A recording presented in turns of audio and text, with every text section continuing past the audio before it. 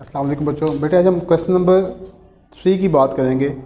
Cash book है, topic का नाम सुहेल अफजल साहब की किताब है, पेज नंबर 260 है और सवाल नंबर 3 हम कहने जा रहे हैं बेटे, जो कि डबल कॉलम कैश बुक का है।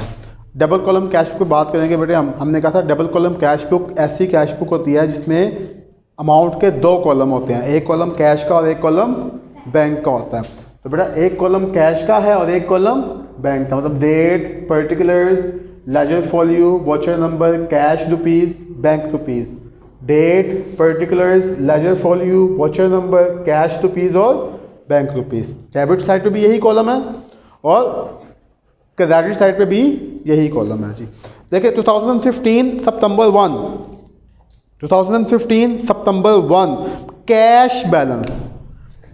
देखें कैश बैलेंस, बेटे कैश का हमें क्या दिया हुआ है? बैलेंस दिया हुआ है।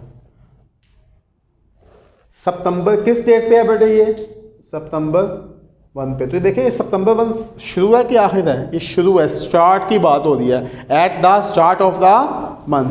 So that is the opening balance. कौन सा बैलेंस होगा बेटे? आपका ओपनिंग बैलेंस होगा। और बेटे चूंकि कैश हमारे एसेट्स होते हैं, assets have the debit balance जी। इसका मतलब कैश का बैलेंस यहाँ पे कौन सा बैलेंस होगा? डेबिट बैलेंस होगा। ठीक है बेटे, तो ये डेबिट साइड पे आएगा। 2015 सितंबर 1 हम यहाँ देखेंगे इसे बैलेंस ब्रॉट डाउन। कितनी अमाउंट से? 67,700 रुपीज़ से, 67,700 रुपीज़ से जी। उसके बाद वो कहता है सितंबर 2 ओपन अ करंट अकाउंट। मैंने बेटा एक करंट अकाउंट ओपन किया है विथ HBL। कहाँ पे? HBL में। And deposited cash there in. इसका मतलब मैं बेटे 50,000 रुपये निकाला कैश में से, बैंक के पास गया, HBL बैंक के पास। उन्होंने कहा मेरा अकाउंट खोल दें। उन्होंने क्या किया बेटा? मेरा अकाउंट खोल दिया और साथ ही में उन्होंने 50,000 रुपये जमा करवा दिया। जब मैंने बेटे 50,000 बैंक में जमा करवाया तो सोच के बताएं, पैसे जा रहे हैं, कैश जा रहा है आपके पास से, तो कैश आपके एसेट हैं। एसेट डिक्रीज और डिक्रीज इन एसेट क्रेडिट। इसका मतलब बेटे कैश अकाउंट यहाँ पे क्या होगा? लेकिन वो पैसे आपके खर्चे नहीं हैं, आपने वो पैसे बैंक के पास रखवा दिए हैं। आपका जब दिल चाहेगा वो पैसे बैंक से निकलवा सकते हैं, ऐसी है ना? तो पैसे बैंक में चले गए हैं, बैंक आपके एसेट्स, एसेट्स इंक्रीज और बेटे इंक्रीज इन एसेट्स डेबिट। इसका मतलब बैंक अकाउंट डेबिट और कैश अकाउंट क्रेडिट, ये 2 अकाउंट आ गए ना, bank account debit, cash account credit. अब बेटा देखें, हम डबल कॉलम कैश बुक बना रहे हैं। यहाँ पे थोड़ी समझने वाली बात ये है, हम बनाना है डबल कॉलम कैश बुक, और डबल कॉलम कैश बुक में हम बैंक को भी रिकॉर्ड कर देते हैं और कैश को भी रिकॉर्ड कर देते हैं। इसमें बैंक भी है और कैश भी है। तो यहाँ बेटा हमें थोड़ा सा सोच समझ के इसको इफेक्ट करना होगा, क्योंकि हमारी एक जरा सी मिस्टेक कर सकती है, हमारे सवाल को गलत कर सकती है। तो देखिए बेटा बैंक अकाउंट यहाँ पे क्या हो रहा है? अब देखिए चूंकि बैंक अकाउंट यहाँ पे डेबिट है तो कैश बुक की हम डेबिट साइड पे जाके लिखेंगे क्या? Opposite account. और बेटा ऑपोजिट में कौन सा अकाउंट है? कैश अकाउंट है। सितंबर 2 कैश अकाउंट। लेकिन यहां पे समझदारी आपने करनी है, वो ये करनी है बेटा कि आप चूंकि बैंक की बात कर रही हैं ना, तो आप लोग बेटे चूंकि बैंक की बात कर रहे हैं तो बैंक कॉलम में हम किस साइड पे इफेक्ट करेंगे? बैंक कॉलम में इफेक्ट। किस साइड पे इफेक्ट करेंगे? बैंक। अमाउंट किस कॉलम में आएगी? बैंक कॉलम में अमाउंट आएगी। ठीक हो गया बेटे। उसके बाद देखें बैंक कैश अकाउंट यहां पे क्या हो रहा है? क्रेडिट हो रहा है। कैश अकाउंट यहां पे क्या हो रहा है? इसका मतलब किस साइड पे इफेक्ट करेंगे? क्रेडिट साइड पे इफेक्ट करेंगे। सितंबर 2 लिखेंगे क्या बेटे? ऑपोजिट अकाउंट लिखेंगे, ऑपोजिट अकाउंट। लेकिन अमाउंट किस कॉलम में आएगी बेटे? कैश कॉलम में। क्योंकि जब हम कैश को देखें तो हमारा इफेक्ट किस कॉलम, अमाउंट किस कॉलम में आएगी? कैश कॉलम में। बैंक डेबिट था तो बैंक की अमाउंट डेबिट साइड पे बैंक कॉलम में आई है, और कैश क्रेडिट है तो कैश की amount credit column, credit side पे कैश कॉलम में आई है। आपको इस बात की समझ आ गई है बच्चों? ये बेटा एक ऐसी एंट्री है, यानी कि याद रखिएगा, ये एक ऐसी एंट्री है which effects on the both sides of cash book. ये एक ऐसी एंट्री थी जिसका कैश बुक की हमने दोनों साइडों पे इफेक्ट किया है। कितनी साइडों पे इफेक्ट किया है? दोनों साइडों पे। तो बेटा that entry is called as contra entry. इस एंट्री को हम क्या कहते हैं बेटे? यानी कि ऐसी एंट्री जिसका कैश बुक की दोनों साइडों पे इफेक्ट हो, ऐसी एंट्री को हम क्या कहते हैं बच्चों? कॉन्ट्रा एंट्री कहते हैं। और इसके लिए बेटा हम याद रखिएगा, इसके बिल्कुल सामने एलएफ वाले कॉलम में लिखते हैं सी। इधर भी सी आएगा और इधर भी सी आएगा। C stands for contra. ये एक ऐसी एंट्री है जिसके दोनों साइडों पे क्या हुआ है? कैश बुक में इफेक्ट हुआ है। क्लियर हो गया बेटा ये बात? चले उसके बाद देखें जी, परचेज फर्नीचर, सितंबर 5 है। परचेज फर्नीचर, फर्नीचर खरीदा है एंड पेड बाय चेक। और पैसे किसके जरिए अदा किए हैं? सर सोच के बताएं। आपने फर्नीचर ख़रीदा है तो फर्नीचर आ रहा है कि जा रहा है? आ रहा है। फर्नीचर हमारे एसेट हैं। एसेट इंक्रीज और इंक्रीज इन एसेट डेबिट। लेकिन पैसे आपने कैश में अदा नहीं किए, उसके लिए आपने क्या इशू किया है? चेक इशू किया। जब चेक इशू किया तो कैश कम नहीं होगा। क्या कम होगा बेटे? बैंक कम होगा। बैंक आपके एसेट्स हैं, क्योंकि देखें वो आपके बैंक के पास जाएगा, बैंक को जाके चेक दिखाएगा, बैंक उस चेक को देखेगा और पैसे दे देगा। जब बैंक ने पैसे दे दिए, बैंक कम हो गया बेटे, ठीक है ना? इसका मतलब बैंक यहाँ पे क्या हो रहा है? क्रेडिट हो रहा है। तो हम क्रेडिट साइड पे इफेक्ट करेंगे, लिखेंगे क्या?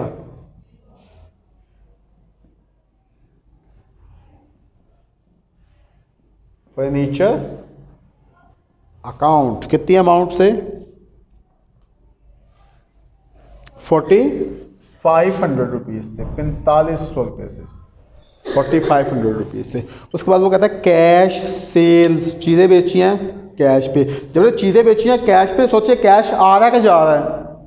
आ रहा है ना? आपने चीज़ें बेची हैं तो कैश आ रहा है और गुड्स जा रही हैं। कैश हमारे एसेट हैं।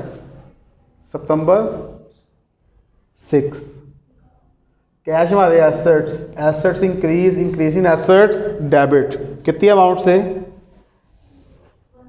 1000 रुपीज़ से बेटा, 1000 रुपये से। और when goods are sold by the business it will be recorded as sales. Sales revenue होते हैं। Revenue increase, increase in revenue credits का मतलब कैश अकाउंट डेबिट। तो हम कैश अकाउंट में किस साइड पे इफेक्ट करेंगे? डेबिट साइड पे। सितंबर 6 लिखेंगे क्या बेटे? Opposite account. और ऑपोजिट में कौन सा अकाउंट है? सेल्स अकाउंट है जी, सेल्स अकाउंट। कितनी अमाउंट से? 1000 रुपीज़ से।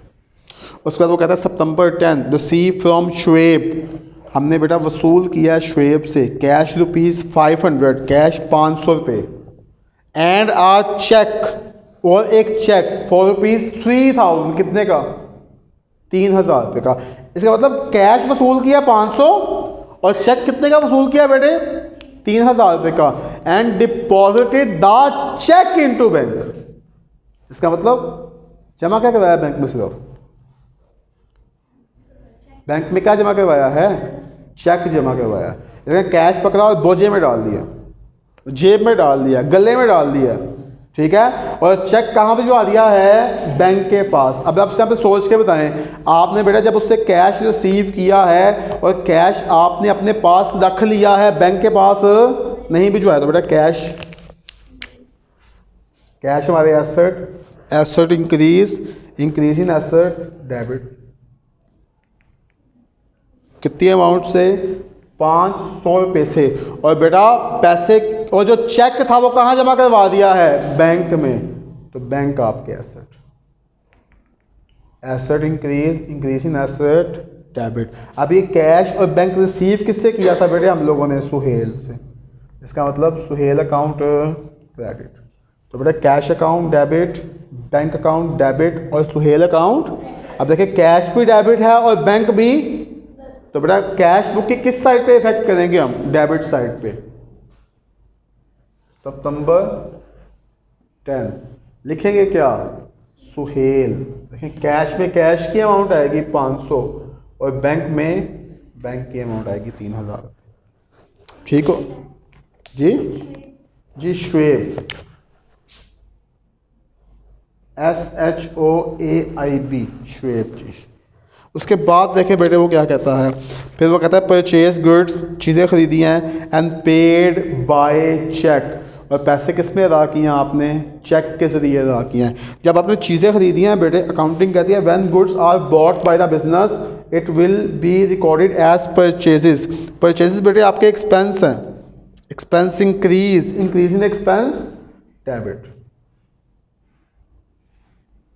Purchases account debit. लेकिन पैसे आपने कैश में अदा नहीं किया, कहता पेड बाय चेक, तो चेक का मतलब कैश कम होगा? नहीं, बैंक कम होगा बेटे। बैंक हमारे एसेट, एसेट डिक्रीज, और डिक्रीज इन एसेट क्रेडिट। तो बैंक बेटा बैंक यहाँ पे क्रेडिट हो रहा है, तो किस साइड पे इफेक्ट करेंगे? क्रेडिट साइड पे। सितंबर 15 लिखेंगे क्या बेटा? ऑपोजिट अकाउंट, और ऑपोजिट पे कौन सा अकाउंट है? Purchases account.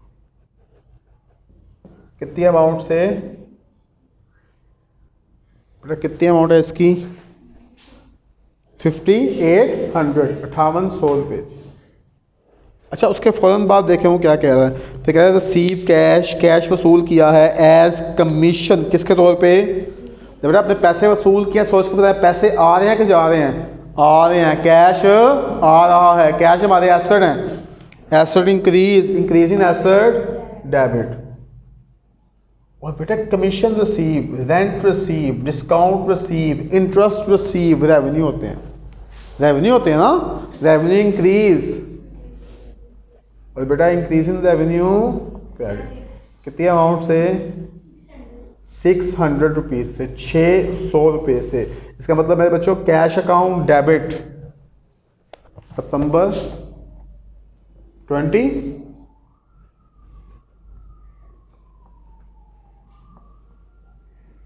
Commission account 600 rupees से, बेटा 600 रुपये से। अब देखिए जिन जिन ट्रांजैक्शन में सिर्फ कैश है वो कैश कॉलम में आ रही हैं, जिन जिन ट्रांजैक्शन में सिर्फ बैंक है वो बैंक कॉलम में आ रही हैं, ऐसी है ना। चलें उसके बाद देखें वो कह रही थी रिसीव कैश, कैश वसूल किया है in full settlement from Khalid. हमने मेरे बच्चे फुल सेटलमेंट किया, उसका अकाउंट क्लियर कर दिया। वसूल किससे किया है? खालिद से वसूल किया है। And sent the cheque into the bank, और पैसे हमने कहाँ जमा करवा दिए हैं? अब तो सोच के बताएं, आपने पैसे रिसीव किए और बोझे में नहीं डाले, जेब में नहीं डाले, कहाँ भिजवा दिए हैं? तो क्या कैश इंक्रीज होगा? नहीं, बैंक इंक्रीज होगा बेटे। बैंक आपका एसेट, बैंक अकाउंट डेबिट। कितनी अमाउंट से? 500 रुपीज़ से। ठीक हो गया ना। और रिसीव किससे किया बेटे आपने? खालिद से, तो इसका मतलब बैंक डेबिट और खालिद क्रेडिट हो गया बेटे। कितनी अमाउंट से? 500 रुपीज़ से। अब बेटे बैंक डेबिट सितंबर 23 खालिद, तो बेटा बैंक कॉलम में अमाउंट आएगी 500 रुपये से। चलिए उसके बाद देखें बेटे आप क्या है, withdrawn from the bank, bank में से निकलवाया है फॉर ऑफिस यूज़। बेटा ऑफिस यूज़ क्या क्या लिखें? Business use. आप बिजनेस यूज़ पे लिख सकते हैं। इसका मतलब बेटे क्वेश्चन में अगर ऑफिस यूज़ हो तब भी ठीक है, अगर बिजनेस यूज़ हो तब भी ठीक है, दोनों का मतलब एक ही है। इसका मतलब पैसे आपने निकलवाए हैं, वो जो पैसे आपने बिजनेस में से जमा करवाए थे, अब आपको पड़ गया ज़रूरत, आपने क्या किया? वो पैसे बैंक में से निकलवा लिए हैं। जब पैसे बैंक में जमा करवाए थे बैंक डेबिट कैश क्रेडिट हुआ था, अब आपको पड़ गया ज़रूरत, आपने पैसे निकलवा लिए हैं। तो जो कि देखें ना, पहले आपने जब जमा करवाए थे तो बैंक बढ़ रहा था और कैश कम हो रहा था, अब निकलवाए हैं तो कैश क्या होगा बेटे? ज़्यादा हो जाएगा और बैंक क्या हो जाएगा? कम हो जाएगा। इसका मतलब यहाँ पे आप इसके लिए एंट्री पास करेंगे कैश अकाउंट डेबिट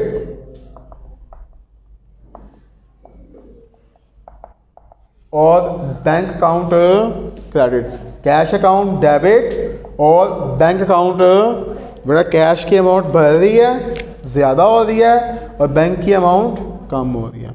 अब देखिए इसका इफेक्ट भी क्या होगा, कैश बुक की दोनों साइडों पे होगा ना, that will be called as contra entry. इसे हम क्या कहेंगे बेटा, कौन सी एंट्री है हमारी, इसमें देखें बेटा bank account, cash account debit, तो हम किस साइड पे इफेक्ट करेंगे, डेबिट साइड पे।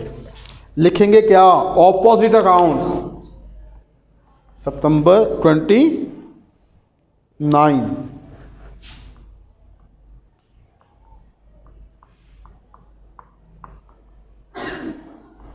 Bank account.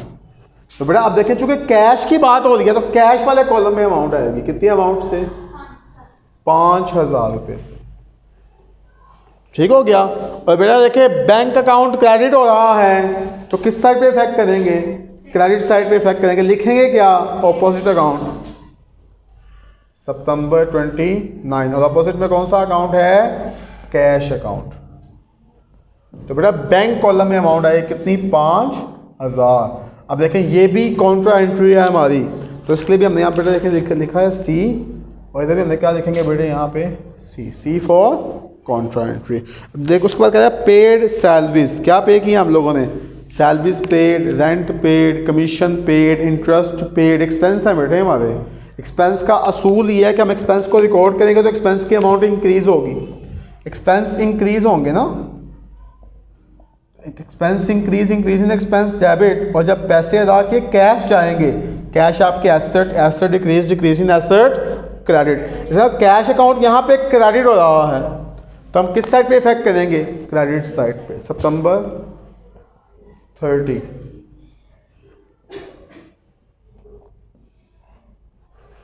सैलरीज अकाउंट कितनी अमाउंट से बेटे, 7,500 रुपीज़ से। और साथ ही कहते हैं सितंबर 30 को पेड रेंट, हमने क्या अदा किया है बेटा, rent paid, commission paid, interest paid, salaries paid, discount allowed हमारे एक्सपेंस होते हैं। जब मैंने सैलरी पे की, मैंने एंट्री पास की, salaries account debit, cash account credit. अब मैंने रेंट पे किया है तो क्या करूँगा, रेंट अकाउंट डेबिट और cash account, cash account credit सब रेंट की वजह से, रेंट अकाउंट कितनी अमाउंट से, 400 रुपीज़ से। बेटा यहाँ तक देखें हमने अपना सारी की सारी पोस्टिंग कर ली, लिख रिकॉर्डिंग कर ली है। अब बेटा हमने इसकी करनी है बैलेंसिंग। जब हमने बेटा इसकी बैलेंसिंग करनी है तो अब देखें दो अकाउंट हैं, कैश अकाउंट भी है और बैंक अकाउंट भी है, कैश कॉलम भी है और बैंक कॉलम भी है। तो बेटा इसकी बैलेंसिंग देखें, मैं यहाँ पे कर दूँ आप लोगों के लिए।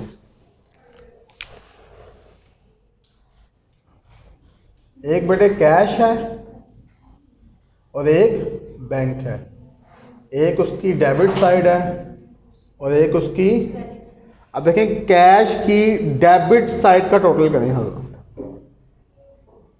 इसका टोटल करें 67,700 प्लस 1,000 प्लस 500 प्लस 600 प्लस 5,000, जी बच्चे 74,800। और अगर आप कैश की क्रेडिट साइड का टोटल करेंगे ना तो ये आएगा 57,900।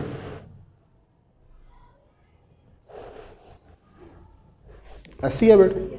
अब इसी तरह बैंक कॉलम में अगर आप आए तो बेटा देखिए बैंक अकाउंट डेबिट साइड पे कितनी अमाउंट है, 50,000, 3,000 और 500, तो 53,500। और अगर आप क्रेडिट साइड पे आएंगे बेटे तो 15,300, 15,300। तो बेटा इनका डिफरेंस निकाल लेना, डिफरेंस कितना आएगा।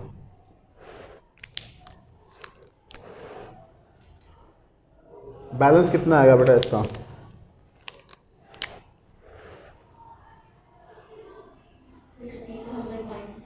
16,900। और इधर कितना आएगा बेटे, 38,000 and that difference is called balance. इसको बेटा हम क्या कहेंगे, बैलेंस कहेंगे। और बैलेंस हमेशा कम वाली साइड पे लिखते हैं। किस साइड पे, जिस साइड पे कम क्या होती है बेटे, कम होती है। तो बेटा देखिए ये क्रेडिट साइड पे आएगा, सितंबर 30 बैलेंस कैरी डाउन। इधर बेटा 16,900 और इधर 38,200। कैश का बैलेंस कैश वाले कॉलम में और बैंक का बैलेंस बैंक वाले कॉलम में। तो बेटा यहाँ पे इसको टोटल करेंगे हम।